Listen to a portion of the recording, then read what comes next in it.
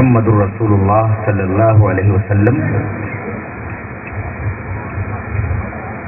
آخری نبی، آپ کے بعد کوئی اور نبی آنے والا نہیں ہے۔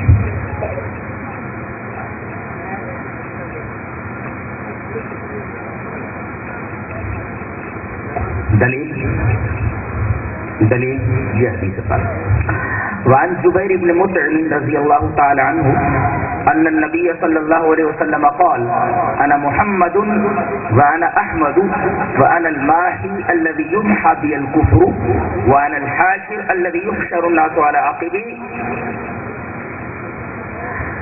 وانا العاقب والعاقب ليس بعده نبی رواہ مسلم فی کتاب الفضائل۔ امام مسلم اس حدیث پاک کو مسلم شریف میں کتاب الفضائل میں ایسے لائیں۔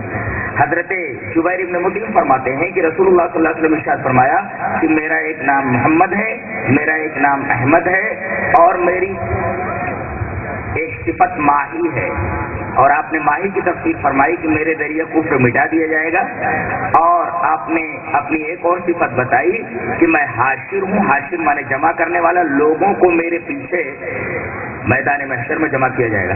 اور آپ نے فرمایا میں عاقب ہوں، اور عاقب کی تفسیر آپ نے خود فرمائی والعاقب لیس بعدہ نبی، عاقب وہ ہوتا ہے جس کے بعد کوئی نبی نہیں ہوتا۔ اس کا مطلب ہمارے نبی کے بعد اب قیامت تک کوئی نبی آنے والا نہیں ہے۔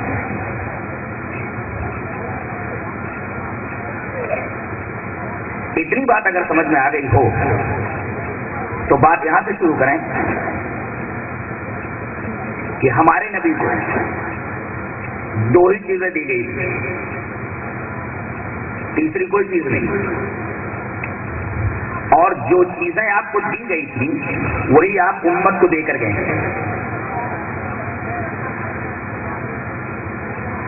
یاد رکھیے، ذہن نشین کیجیے، ہمارے نبی کو دو ہی چیزیں اللہ کی طرف سے دی گئی، اور وہی دونوں چیزیں امت کو دے کر گئے۔ اب ان دونوں باتوں پر جی چاہتا ہے کہ دلیل پیش کر دوں۔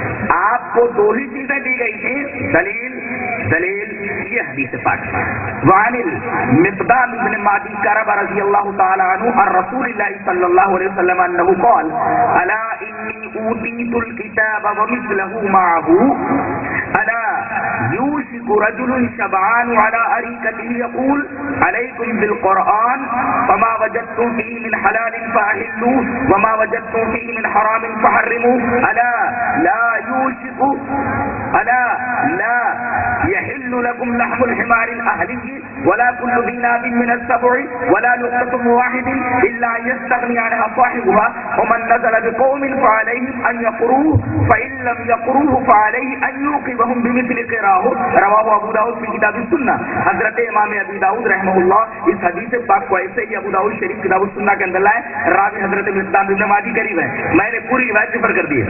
حضرت مقدام فرماتے ہیں کہ رسول اللہ صلی اللہ علیہ وسلم نے ارشاد فرمایا سنو، مجھے کتاب دی گئی ہے یعنی قرآن، الا انی اوتیت الکتاب، سنو بے شک مجھے قرآن دیا گیا ہے، اللہ کی کتاب دی گئی ہے، وَمِثْلَهُ مَعَهُ، اور اسی کے مثل، اسی کے ساتھ ایک اور چیز بھی دی گئی ہے۔ تو پہلی بات تو یہ معلوم ہوئی آپ کو قرآن دیا گیا ہے، ایک دوسرے ایک اور چیز دی گئی جو اسی کے مثل ہے یعنی حدیث، اور تیسری بات یہ معلوم ہوئی کہ قرآن کے ساتھ ساتھ یہ چیز برابر اترتی رہی ہے۔ یہ قرآن دیا گیا اور قرآن کے ساتھ ایک اور چیز، اور وہ مثلہ جو قرآن حکیم کے مثل ہے، یعنی جس طرح قرآن حجت ہے اسی طرح رسول اللہ صلی اللہ علیہ وسلم کی احادیث جب اسی کے مثل ہے تو وہ بھی اسی طرح حجت ہے جس طرح قرآن کریم حجت ہے۔ اور اس کے بعد آپ نے فرمایا ایک زمانہ ایسا آئے گا کہ کچھ لوگ کہیں گے کہ تمہارے لیے قرآن کافی ہے، تمہیں حدیث کی ضرورت نہیں ہے، تو قرآن میں جو حلال پاؤ اسے حلال سمجھو، جسے حرام پاؤ اسے حرام سمجھو۔ آپ نے وارننگ دیتے ہوئے، تنبیہ فرماتے ہوئے فرمایا کہ دیکھو ساری باتیں آپ کو قرآن میں نہیں ملیں گی، باتیں اللہ تبارک و تعالیٰ نے بتانے کے لیے مجھے مقرر کیا ہے، ساری باتیں قرآن میں نہیں پاؤ گے. تو یہ کہنا کہ قرآن میں جو حلال ہے اسے حلال سمجھو، جو حرام ہے اسے حرام سمجھو، بہت ساری ایسی چیزیں ہیں جن کی حلت اور حرمت کا پتہ قرآن سے نہیں چلے گا.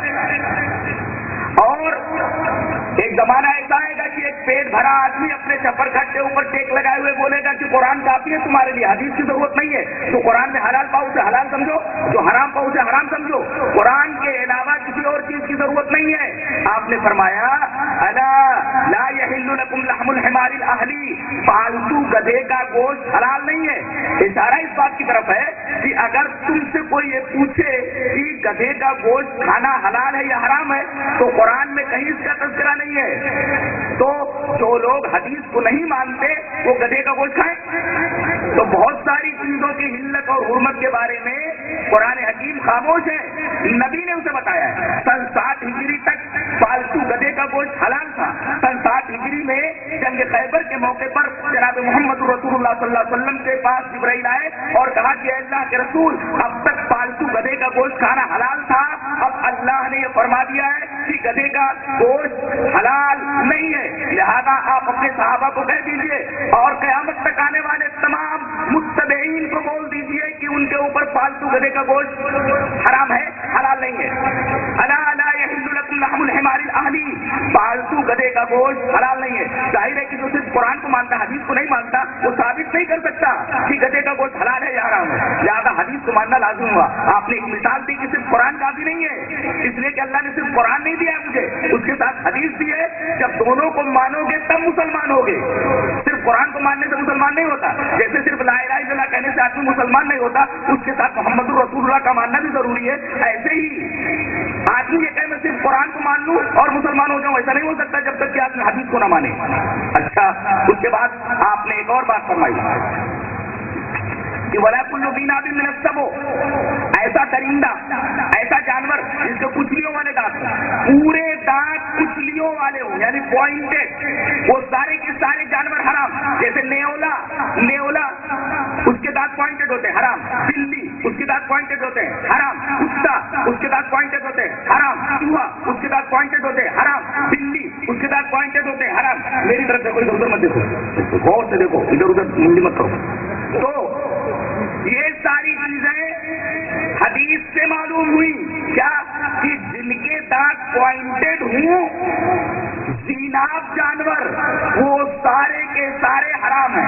اب کوئی پوچھے کہ کتا حلال یا حرام، بتا دیا گیا کہ پوائنٹڈ دانت ہے زیناب ہے حرام. کوئی پوچھے کہ نیولا حلال یا حرام، زیناب ہے کچلیوں والے دانت ہے حرام. اسی طرح بلی حلال یا حرام، کچلیوں والے دانت ہے پوائنٹڈ ہے حرام. اسی طرح چوہا حلال یا حرام، بتا دیا کہ زیناب ہے پوائنٹڈ دانت ہے اس کے. کلو زیناب من السبع. اب یہ ساری تفصیلات اگر آپ قرآن میں ڈھونڈنے جائیں تو قرآن میں نہیں ملے گا. نبی کریم صلی اللہ علیہ وسلم نے فرمایا کہ قرآن کے ساتھ ساتھ مجھے ایک اور چیز بھی دی گئی ہے، حدیث. اور آپ نے ایک بات اور فرمائی کہ اگر کسی کی کوئی چیز گر گئی، مثلا یہ گھڑی ہے یا یہ موبائل گر گیا، اب مجھے مل گیا، یہ کسی کا موبائل ہے مجھے مل گیا، اب میں کیا کروں اس کا؟ قرآن میں اس کی کوئی تفصیل موجود نہیں ہے. حدیث میں ہے کہ 1 سال تک گری پڑی چیز کو اپنے پاس رکھو اور لوگوں کے درمیان بولتے رہو کہ مجھے ایک موبائل ملا ہے. 1 سال کے بعد آپ اس کو استعمال کر سکتے ہیں، 1 سال تک استعمال نہیں کر سکتے. 1 سال تک اپنے پاس رکھیے، 1 سال کے بعد آپ استعمال کر سکتے ہیں، مگر 1 سال کے بعد اگر وہ آتا ہے موبائل والا تو آپ یہ موبائل اس کے حوالے کر دیں. یہ بات معلوم ہے. ولا نقطۃ واحد، گری پڑی چیز یہ حلال نہیں ہے مگر اس تفصیل کے ساتھ. اگر آپ قرآن میں دیکھیں گے تو قرآن میں یہ جزیہ یا مسئلہ نہیں ملے گا. پتہ یہ چلا کہ نبی کریم صلی اللہ علیہ وسلم کو 2 چیزیں دی گئی تھی. الا انی اوتیت الکتاب ومثلہ معہ، بے شک مجھے قرآن دیا گیا اور اسی کے ساتھ ایک اور چیز دی گئی جو حجت میں اسی کے برابر ہے، یعنی حدیث. تو یہ بات बात साबित हो गई कि नबी को एक चीज नहीं बल्कि दो चीजें दी गई थी। ये बात साबित हो गई कि अल्लाह ने नबी को दो चीजें दी थी, कुरान और हदीस। अच्छा, वही दोनों चीजें जो आपको मिली थी वो आप उम्मत को दे करके गए, इसका सबूत हदीस इस तरह। वान अबी हुरैरा रज़ी अल्लाह तआला अन्हु क़ाल क़ाल रसूलुल्लाह सल्लल्लाहु अलैहि वसल्लम इन्नी क़द तरक्तु फ़ीकुम शैअन लन तज़िल्लु बअदहुमा किताबुल्लाहि व सुन्नती व लन यतफ़र्रक़ा हत्ता यरिदा अलैहिल हौज़ रवाहुल हाकिम फ़िल मुस्तदरक फ़ी किताबिल इल्म। हज़रत इमाम हाकिम अपनी हदीस की किताब मुस्तदरक अल सहीहैन में इस हदीस को किताबुल इल्म के अंदर लाए। रावी हज़रत अबू हुरैरा है। हज़रत अबू हुरैरा फरमाते हैं कि जनाब मोहम्मद रसूलुल्लाह सल्लल्लाहु अलैहि वसल्लम ने इरशाद फरमाया कि बेशक मैंने तुम्हारे दरमियान दो चीजें छोड़ दी हैं, इनके बाद तुम कभी गुमराह नहीं होगे, अल्लाह की किताब और मेरी सुन्नत। इसका मतलब यही कुरान जो मिला था आपको और सुन्नत जो आपको मिली थी, यही दोनों चीजें मिली थी, यही दोनों चीजें आपने फरमाया मैं तुम्हारे दरमियान छोड़कर जा रहा हूँ और इन दोनों चीजों को मजबूती से पकड़े रहोगे तो कभी गुमराह नहीं होगे। और ये भी बात फरमाई आपने वलन यतफ़र्रक़ा हत्ता यरिदा अलैहिल हौज़, ये दोनों यानी कुरान और हदीस दोनों एक दूसरे से जुदा नहीं हो सकते यहाँ तक कि मेरे पास हौज़ कौसर पर आ जाए। अब कोई आदमी अगर कुरान को हदीस से, हदीस को कुरान से अगर अलग करना चाहे तो ये दोनों अलग नहीं हो सकते। और कोई ये कहे कि अल्लाह के रसूल इन दोनों चीजों के अलावा कुछ और देकर गए हैं, वो भी शरीयत इस्लामिया का, कुरान और हदीस का इनकार करने वाला है कि नबी दो चीजें दे करके जाएं और ये बोले कि तीन लेना है मुझे, और नबी दो चीजें दे करके जाएं वो कहे मुझे एक ही चीज लेनी है। तो जिस तरीके से एक चीज लेना दुरुस्त नहीं है, दोनों चीजें लेना जरूरी है, इसी तरीके से कोई आदमी है कि मैं तीन चीजें लूंगा, ये भी उसी तरीके से है। ये बढ़ाने वाला है, ये घटाने वाला है। जाहिर है कि न घटाने वाला चलेगा न बढ़ाने वाला चलेगा। जितना नबी को मिला उतना उम्मत को दे दिया। नबी के लिए वो दोनों चीजें काफी थी, उम्मत के लिए भी काफी होनी चाहिए। समझ गए? हाँ, कभी कभी ऐसा होता है कि कुरान और हदीस में कोई मसला वाज़ेह तौर पर दिखाई नहीं देता, मौजूद है, इसलिए कि अल्लाह ने फरमा दिया अल-यौमा अकमलतु लकुम दीनकुम व अतममतु अलैकुम निअमती व रज़ीतु लकुमुल इस्लाम दीना। उसूल और कुल्लियात के एतबार से कुरान और हदीस मुकम्मल है।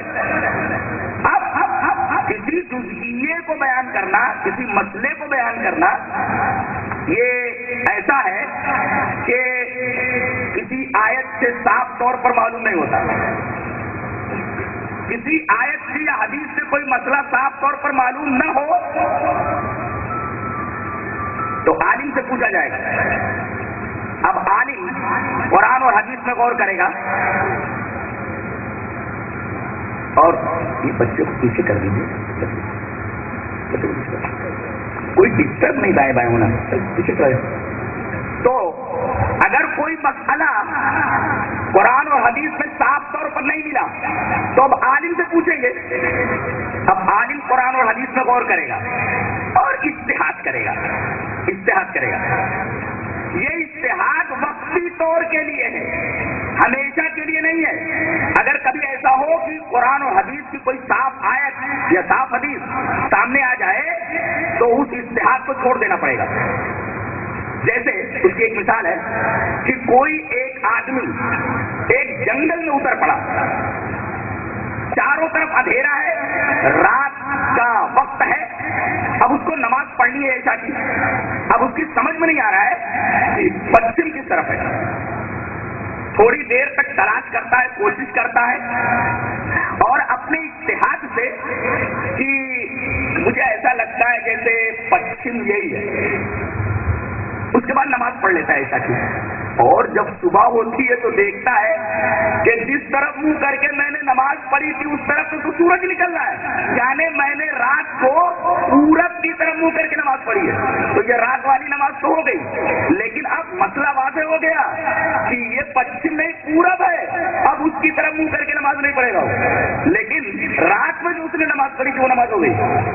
तो इज्तिहाद वक्ती तौर के लिए होता है। अगर उसके बाद कुरान और हदीस कोई आयत सामने आ जाए या कोई हदीस सामने आ जाए तो उस मसले को छोड़ देना पड़ेगा। यह है इज्तिहाद की हकीकत। मैं उस पर एक वाक़या आपके सामने बयान करूं।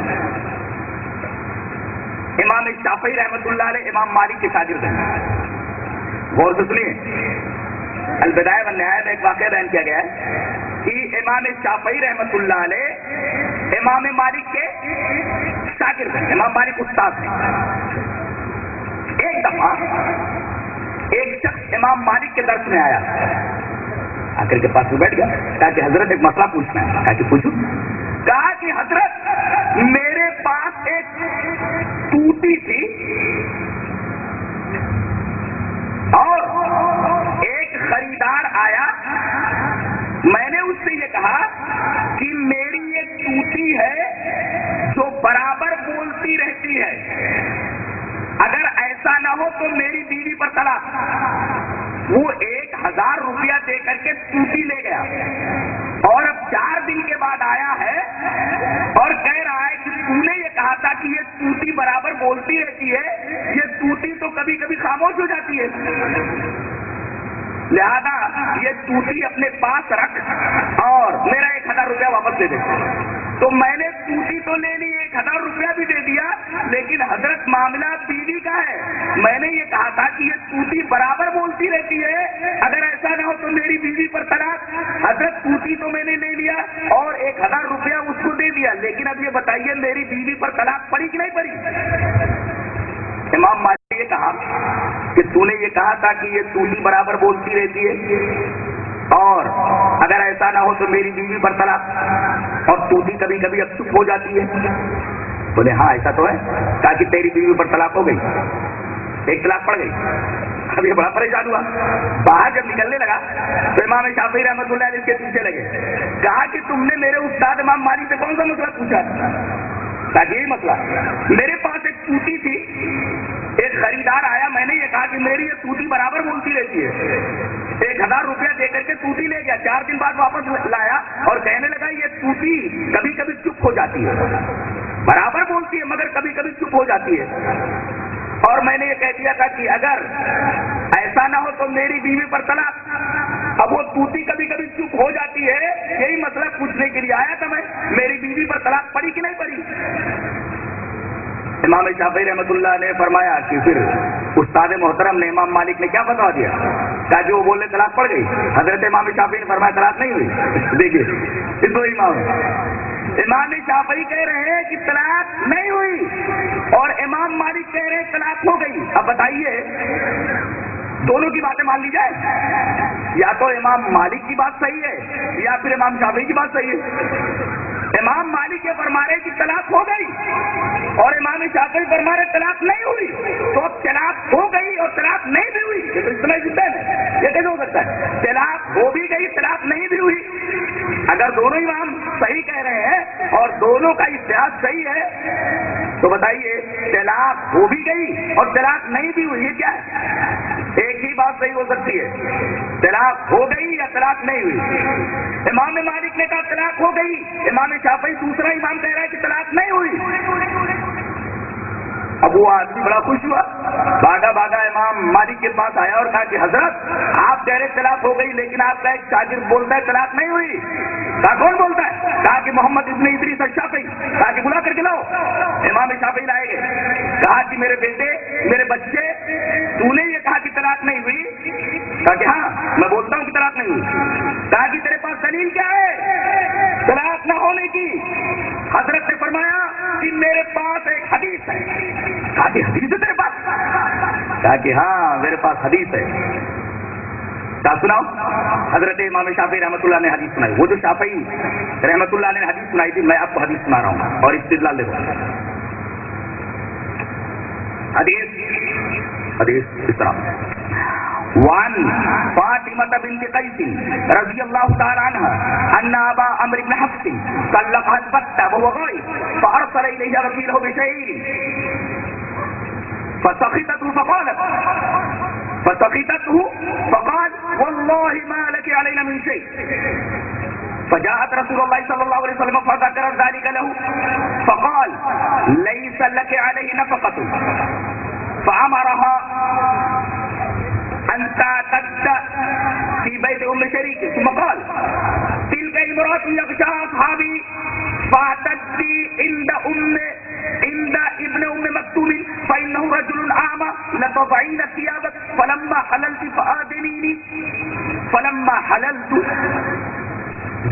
ذلك ان ابا جهم ان معاویہ بن ابی سفیان وابا جهم خطبا فقال رسول الله صلی اللہ علیہ وسلم اما ابو جهم فلا يضع عصاه عن عاتقه واما معاویہ فصعلوک لا مال له ان كره اسامہ بن زید فكرهت ثم قال ان كره اسامہ فنكحته فجعل الله فيه خيرا اخطبت رواہ مسلم کی کتاب الطلاق. حضرت امام مسلم اس پوری حدیث کو ایسے ہی کتاب الطلاق کے اندر لائے. آج تحریر کر لو, کہیں ادھر ادھر حدیث کے ایک لفظ میں فرق نہیں پائیں گے.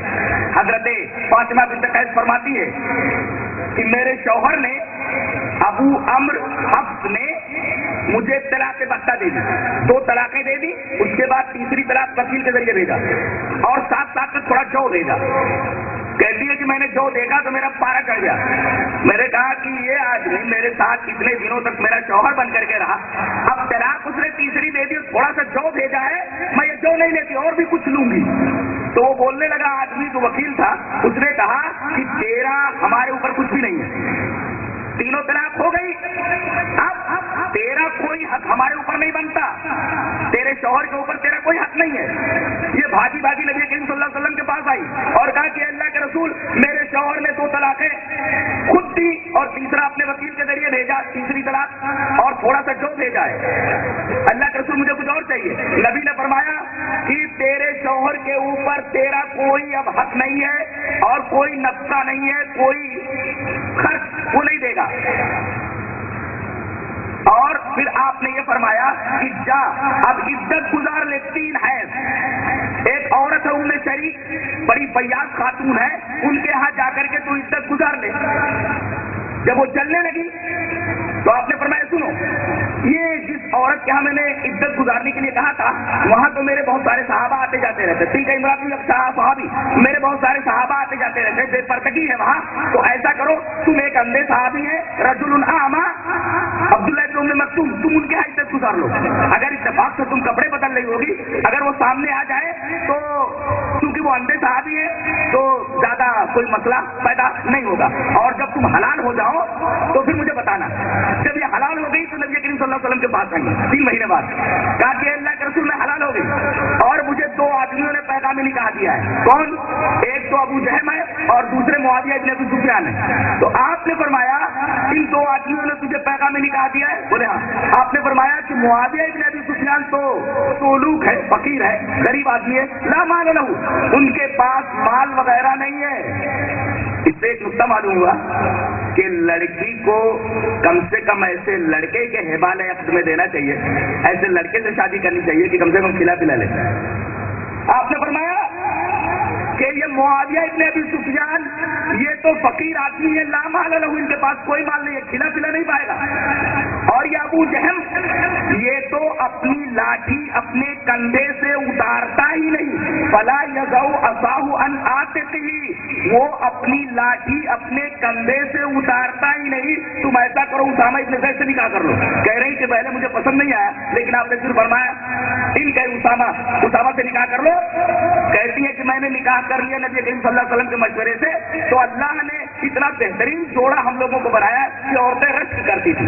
حضرت امام شافعی نے فرمایا کہ یہاں دیکھیے اللہ کے رسول نے ابو جہل کے بارے میں فرمایا فلا یضع عصاہ عن عاتقہ, وہ اپنا ڈنڈا اپنا سوٹا, یعنی عورتوں کو بہت مارتا ہے, اپنا سوٹا اپنا ڈنڈا اپنے کندھے سے اتارتا ہی نہیں. اتارتا ہی نہیں کیا مطلب؟ وضو بناتے تب اتار دیتے ہیں, نماز پڑھتے تو اتار دیتے ہیں, کوئی اور کام کرتے تو اتار دیتے ہیں, یعنی کثرت سے وہ اپنی لاٹھی کو اپنے کندھے کے اوپر رکھتے ہیں لیکن کبھی کبھی اتار دیتے ہیں. تو اگر توتی برابر بولتی ہے کبھی کبھی چپ ہو جاتی ہے تو کثرت کا اعتبار ہوگا.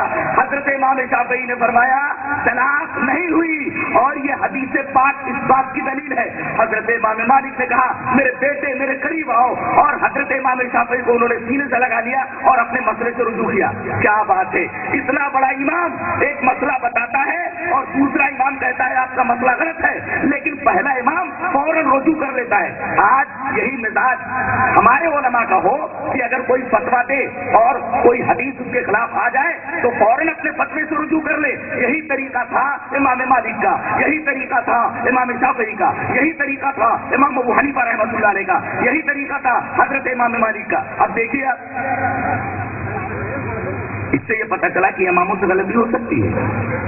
ضروری نہیں کہ امام کوئی مسئلہ بتائے تو وہ صحیح بھی ہو. کبھی کبھی مسئلہ بتانے میں امام سے غلطی ہو سکتی ہے. تو یہ کہنا کہ سب صحیح ہے, ایسا کیسے ہو سکتا ہے؟ امام مالک کہیں کہ یہ طلاق ہو گئی, امام شافعی بولے طلاق نہیں ہوئی, تو دونوں باتیں کیسے مان لیں گے؟ ایک ہی صحیح ہوگی نا, یا تو امام مالک کی بات صحیح ہے پھر امام شافعی کی. اور امام شافعی نے کہا کہ میں نے یہ بات حدیث کی روشنی میں کہی ہے, اور جب حدیث انہوں نے پیش کی, استدلال پیش کیا, تو حضرت امام مالک رحمۃ اللہ علیہ نے اپنے مسئلے سے رجوع کیا. پتہ یہ چلا کہ مسئلہ بتانے کے بعد اگر کوئی حدیث آ جائے اس کے خلاف تو فوراً مفتی کو اپنے فتوے سے رجوع کر لینا چاہیے. اور یہ بھی معلوم ہوا کہ امام سے فتویٰ دینے میں غلطی ہو سکتی ہے, جیسا کہ امام مالک رحمۃ اللہ علیہ سے غلطی ہوئی, اور مسئلہ وہی مانا جائے گا, فتویٰ وہی تسلیم کیا جائے گا جو حدیث کے مطابق ہو. حضرت امام شافعی نے حدیث کی دلیل دی, تب امام مالک نے اس کو مانا. جی اچھا, پتا کیا چلا؟ پتا یہ چلا کہ غلطی صرف رسول سے نہیں ہوتی, اس لیے کہ وہ معصوم ہوتے ہیں. بقیہ سب سے غلطی ہو سکتی ہے. اس غلطی کو دین مت بناؤ. دین صرف قرآن و حدیث ہے, یہ میں نے بتایا. اللہ تعالیٰ نے نبی کو 2 چیزیں دی, قرآن اور حدیث, اور وہی 2 چیزیں دے کر کے گئے ہیں. یہ باتیں حدیث سے ثابت. اچھا, اجتہاد کبھی صحیح ہوتا ہے, کبھی غلط ہوتا ہے عالم سے.